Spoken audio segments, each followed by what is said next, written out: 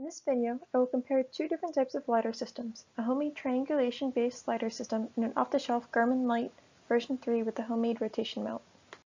Before we get into that, let's discuss what LiDAR is. LiDAR is a remote sensing technique, which basically just means that it collects information about the environment without contact. LiDAR is an acronym, light detection and ranging. It is similar to radar systems, except LiDAR systems use light wavelengths, which are on the order of nanometers, rather than radio waves, which are centimeters. This allows for much higher resolution in returns because you have a smaller diffraction limit. LiDAR is an active system, which means that it sends something out, in this case photons from the laser, in order to collect information, like distance to the object. This allows us to create a 3D point cloud of distances from the scanner to create a point cloud of an object. For this comparison, I would discuss two different types of LiDAR systems. The first will be a custom-built triangulation-based LiDAR system made from a Raspberry Pi, bi-camera, and line laser shown on the left, and the second will be a Garmin Light pre-built LiDAR sensor attached to a home-built rotation mount. Both of these systems will be compared for their ability to scan a medium-sized object from 4 different viewpoints. The triangulation-based LiDAR system consists of a 650 nanometer 5 milliwatt red line laser transmitter with a Raspberry Pi camera receiver positioned 12 inches away. This is connected to a Raspberry Pi and external display for processing the data and communicating with the user. The laser is positioned vertically and aligned with the camera so that as you scan left to right, documenting the angles with a compass, the camera will capture the change in distances based on pixel location. For this method to work, the laser emits photons which reflect off the target. The camera receiver will detect those photons. Data is determined by calculating the number of pixels the laser is away from the center of the image, multiplying by the radians per pixel, and then adding a radian offset to compensate for the alignment errors. Using the known 12-inch distance between the transmitting laser and receiver, and some basic trigonometry, the distance can be approximated as the 12-inch separation distance divided by the tangent of the theta. Practically, as you increase the distance to the object, the pixel distance to the center decreases. The radians per pixel and radian offset are experimentally determined through initial calibration. The Garmin Light LiDAR sensor uses different principles to capture the measurements. It uses a 905 nanometer 1.5 watt peak power infrared point laser, which means that a human eye cannot see it. The receiver, located a little over an inch away, has a filter to reduce the noise. I have attached the sensor onto a rotation mount consisting of a yaw and pitch servo to collect the data. This system sends out infrared laser light photons, which again are not visible to the human eye, but will be displayed as blue for the visualization. Again, these photons hit the target and some reflect back. As a note, the reflection actually occurs in all directions, but the receiver only captions a portion of this. The distance is calculated using the range equation, where the distance to the target equals the speed of the light, the velocity the photons travel at, multiplied by the difference in time between when the photon was sent and received, divided by 2 to account for the distance the photon had to travel to reach the target and then return to the receiver. The target I chose to scan for this comparison was the bird by Ludwig Field on the University of Maryland's campus. This is because it has distinguishable geometry in that there are both smooth features to identify shape, subtle details to compare resolution. It also has both regions of good reflectivity and dark regions to assess the reliability of the sensor.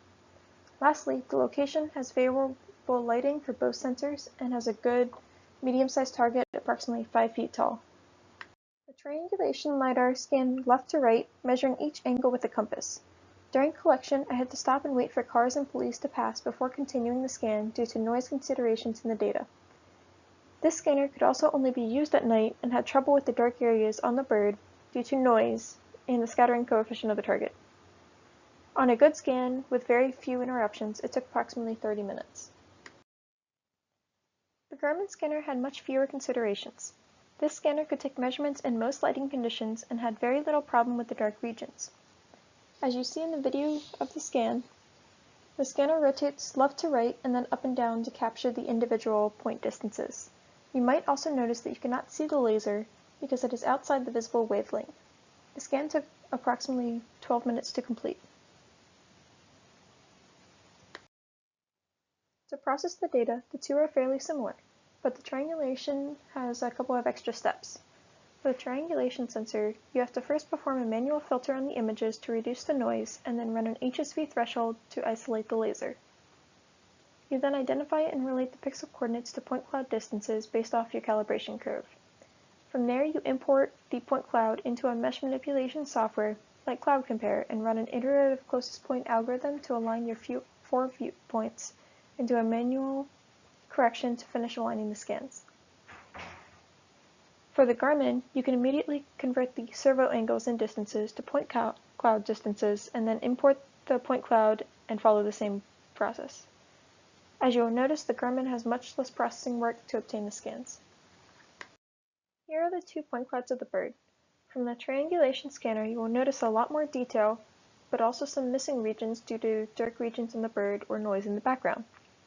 The triangulation scanner also had more overall noise.